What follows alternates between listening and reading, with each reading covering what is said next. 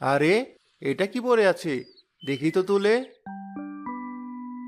আরে, ছবির মেয়েটা কি সুন্দর! এই ছবি এখানে পড়ে আছে কেন? এত সুন্দর মেয়ে পৃথিবীতে আছে? এত সুন্দর মেয়ের ছবি এখানে ফেলে রাখা যাওয়ার সাধ্য আমার নেই। এটা আমি এখন আমার সাথেই নিয়ে যাই। এবার গরুগুলো নিয়ে মহাজনের বাড়ি রেখে তারপর বাড়ি যাই।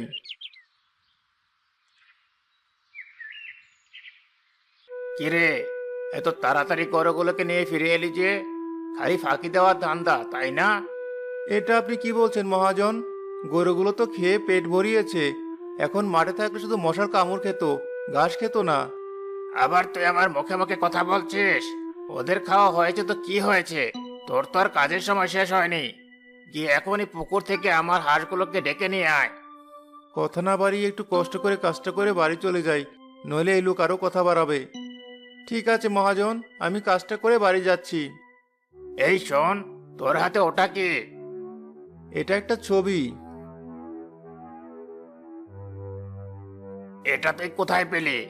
এমন সুন্দর ছবি তোর মতো রাখালের হাতে মানায় না। এটা তুই আমাকে দিয়ে দে বলছি। না, এটা আমার, আর এটা আমি কাউকে দেব না। বেশ, যা তাহলে কাজগুলো কর। রাখাল মহাজনের সব কাজ করে বাড়ি ফিরে আসি। কি হলো, এত তাড়াতাড়ি বাড়ি ফিরে এলি যে? আর হাতে ওটা কি চকচক করছে যে? আজ গরুগুলো তাড়াতাড়ি খেয়েছে, আর এটা একটা মেয়ের ছবি। এটাই তো দেখাতে তাড়াতাড়ি এলাম। না হলে তো প্রতিদিনের মতো আজও একটু বাজারে গিয়ে আড্ডা দিয়ে তারপর বাড়ি ফিরতাম। মাঠে গরু চড়ানোর সময় এই ছবি পেলাম, তাই ভাবলাম যে ঘরে নিয়ে গিয়ে ঝুলিয়ে রাখবো। এমন সুন্দর ছবি কি ফেলে আসা যায় বলো? দে দেখি এদিকে।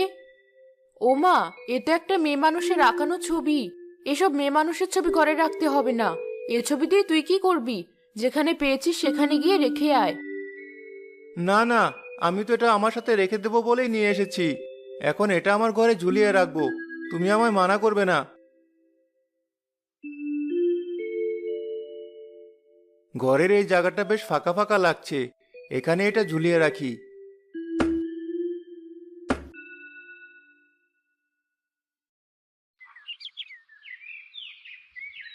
এই যে, এখন ভালো লাগছে। তুই তো আর আমার কথা শুনবি না। তোর যেটা করলে ভালো লাগে কর, আমি কিছু বলতে পারবো না।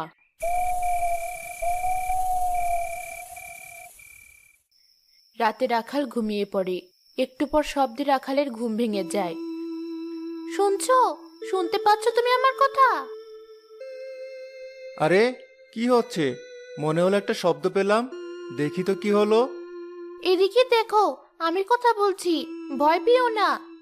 রাখাল ঘুম থেকে উঠে দেখে ছবিতে থাকা ওই মেয়েটি কথা বলছে। আরে, এ কি করে সম্ভব? আমি কি স্বপ্ন দেখছি? ছবিতে থাকা মেয়ে কি করে কথা বলতে পারে? তুমি স্বপ্ন দেখছো না, আমি সত্যি কথা বলছি। কে তুমি? আর তুমি ছবির ভেতর থেকে কিভাবেই বা কথা বলছো? আমার নাম রূপালী। আমি তোমার সাথে একটু কথা বলতে চাই। কি কথা? বলো, কি হয়েছে তোমার? আমিও তোমার মতো একজন মানুষ ছিলাম, কিন্তু এক ডাইনি আমাকে অভিশাপ দিয়ে ছবি বানিয়ে রেখেছি। বলো কি? তোমার মতো এমন সুন্দর এক মেয়েকে অভিশাপ দিয়েছে? এখন তুমি আমাকে এটা বলো, কি করে তোমাকে আমি এই অভিশাপ থেকে মুক্ত করতে পারি? এই বিষয়ে কি তুমি কিছু জানো? হ্যাঁ, আমি জানি কিভাবে এই অভিশাপ থেকে মুক্ত হতে পারবো, কিন্তু তুমি কি আমাকে সাহায্য করবে? এটা যে সহজ কিছু নয়। তুমি যখন জানোই, তাহলে আমাকে বলো, কিভাবে মুক্ত করব তোমাকে।